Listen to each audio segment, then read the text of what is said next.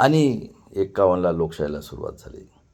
मी विचारतो, आज जगाला विचारतो ना, भारतातल्या लोकांना विचारतो, कोण शिकलेले होते? होते कोणी SC ST OBCचे? कोण बसलेत?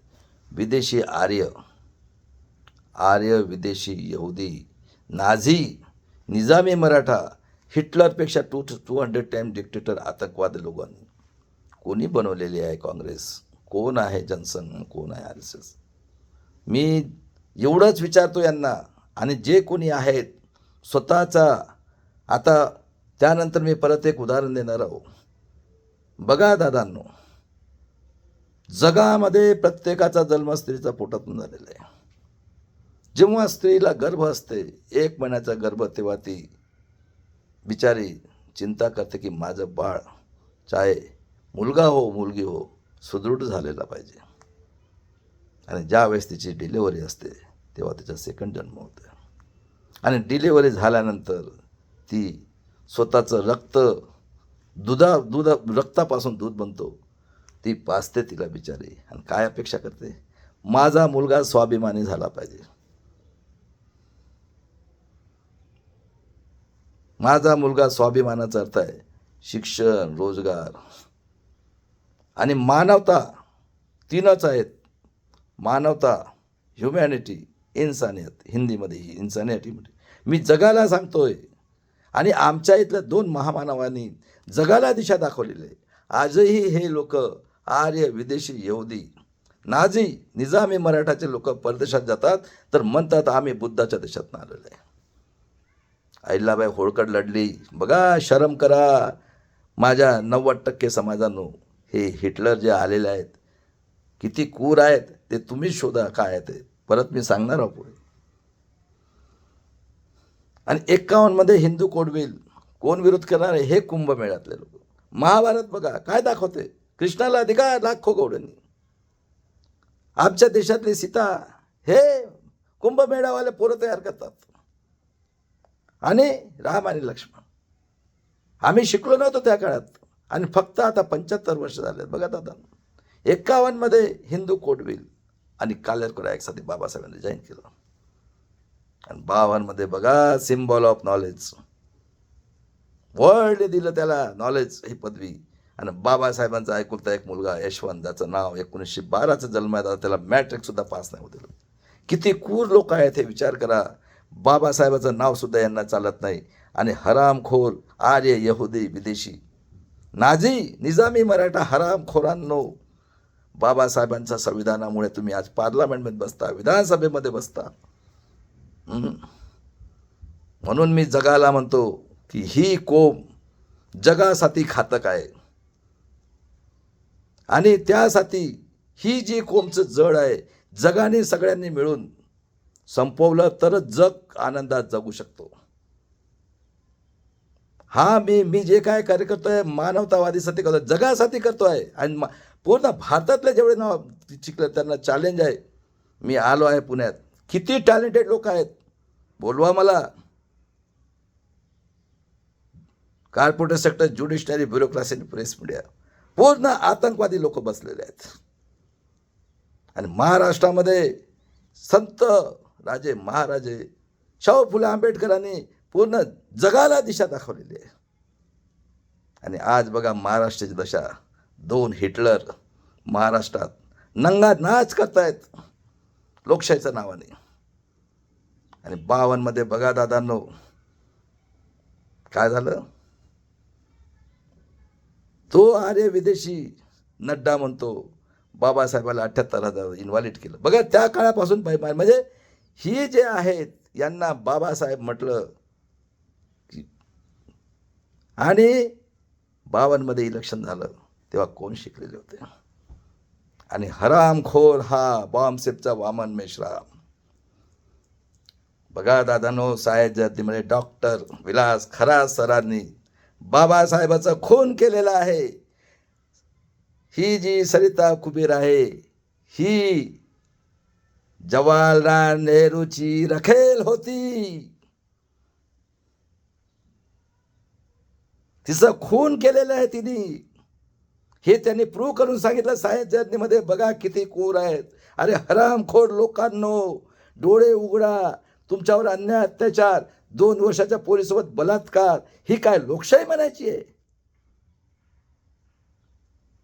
अमृता फडणवीस म्हणते वेश्या व्यवसाय आणि तो म्हणतो 3-3 पोरं.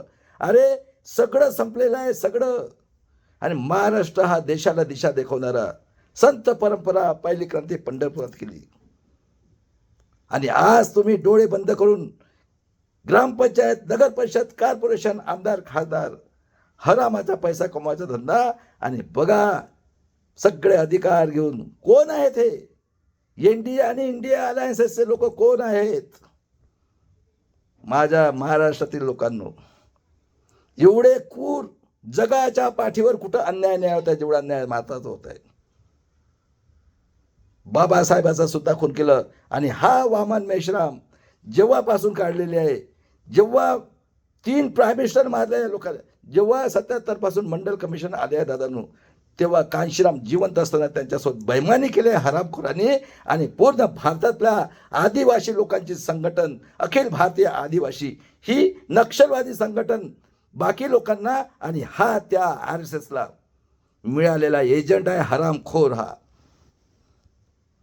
प्रवीण गेडाम अखिल भारतीय आदिवासी त्याचा अध्यक्ष केलं आहे. आणि यांनी काय केलं? SC मधल्या काही जाती, ST मधल्या काही जाती आणि मराठ्यामधल्या काही जातीचं संघटन आहे. आणि हा 40 वर्षापासून आर्य विदेशी नाजी निजामी मराठा 200 वर्षात डिक्टेटर आतंकी वळवादी संभाजी ब्रिगेडला मिळून लोकांना मूर्ख बनवत आहे. यांनी 90% समाजाचा दुश्मन आहे. तोंडाचा आवाज काढत नाही, एक शब्द बोलत नाही. आणि डॉक्टर विलास खरात सरांनी सत्य शोधून काढलं. आलं लक्षात? त्याला बदनाम केलं. आणि आज साय जर्नीमध्ये बघा माझ्या भारतातल्या लोकांनो आणि महाराष्ट्रातल्या लोकांनो विचार केला. बघा तुमचं सगळं संपलेलं आहे. शिक्षण संपलं, रोजगार संपलं, काही राहिलेलं नाही. 85 करोड 5 किलोनी. कोण आहेत 85 करोड? 13 करोड करोड फिस्त आहेत. बरोबर आहे. और सगळ्या शाळा बंद केल्या. हे जे ग्रामपंचायत, नगर परिषद, कॉर्पोरेशन, खासदार, आमदार, हरामाचा पैसा कमवण्याचा धंदा. आणि आज बघा सगळ्यात अगोदर SC ST OBC गरीब मराठ्याच्या लोकांना ग्रामपंचायत, नगर परिषद, कॉर्पोरेशन, आमदार, खासदार या लोकांना झोडपून काढा अगोदर. हे लोक ही जी आहे डिक्टेटर आतंकवादी पार्टीच्या ऑर्डरनी. कारण हे लोकांना अभ्यास नाही आहे. कुठलीही पार्टी आपली ऑर्डर देत असते, त्या ऑर्डरनी. बघा मी उदाहरणसहित सांगतो. 4 पार्टीचे लोक होत्यात. एक हिंदूचं नावाने, एक मुसलमानचं नावाने, एक याच्या आमचा हा साहेब, तो आमचा साहेब. झालं. आणि दंगा करून आणि बघा संध्याकाळ झाली सगळे एकत्र येतात. आणि यांनी पोरं पालवून ठेवले आहेत. दारुडे बसतात, दारू पितात, आंध्रे उचलून. खरं आहे का खोटं आहे तुम्ही विचार करा. आजची एवढी भयानक परिस्थिती आहे दादांनो की निरपराध लोकांना सुद्धा मारतायत. नुसतं बाबासाहेब म्हटलं की यांना वेट येतो. आणि असे कायदे केलेले आहेत. त्यानंतर शेतकऱ्याला हे म्हणतात देशद्रोही, मी नक्षलवादी. आज 75 वर्षापासून हा हरामखोर SC ST OBCचा वामन मेश्रा हरामखोर आतंकवादी संघटन, ही जी अखिल भारतीय आदिवासी, हा प्रवीण गेडाम, हे हा हरामखोर त्या निजामी मराठा आणि आर्य विदेशी उदय मिळालेला, यांनी आम्हाला व्हॅलिटी आता म्हणतात 1949ची 31 खासदार आर्य विदेशी हत्यारे निजामी मराठा. 4 देशद्रोही ज्यांच्या आईजवळ ब्रह्मा झोपलेला होता. हा जो प्रवीण गेडाम आहे बॉम्बसेपचा, त्याच्या आईवर ब्रह्मा झोपला होता. त्याची आई खरी ना आमची आई खोटी. आणि आम्हाला म्हणत 50 अगोदर प्रूव्ह करा. आणि हा 75 वर्षापासून आदिवासींवर अन्याय करतायत. SCचा काही मूठभर जाती आणि सगळा हा जो मराठा आहे याच्याशी संभाजी ब्रिगेड पूर्ण आयुष्य गेलं मिळून हा कार्य करतायत. OBCचं क्रिमिनल लावलं. बघा कोण आहेत अन्याय त्याच्याकडनं. मराठ्यांना 67चं आणि EWSला आहे का जगात कुठं असं? किती अन्याय अत्याचार. शिक्षण गेलं, रोजगार गेलं, करोडो लोकांच्या कत्ल केल्या कोरोनामध्ये. काय राहिलेलं आहे बाकी? तेव्हा महाराष्ट्राच्या लोकांनो, तुम्हाला शपथ आहे जिजाऊची, शाहू महाराज, छत्रपती शिवाजी महाराज, ज्योतिराव फुले, सावित्रीबाई फुले, माझ्या पोरींनो सगळं संपलेलं आहे.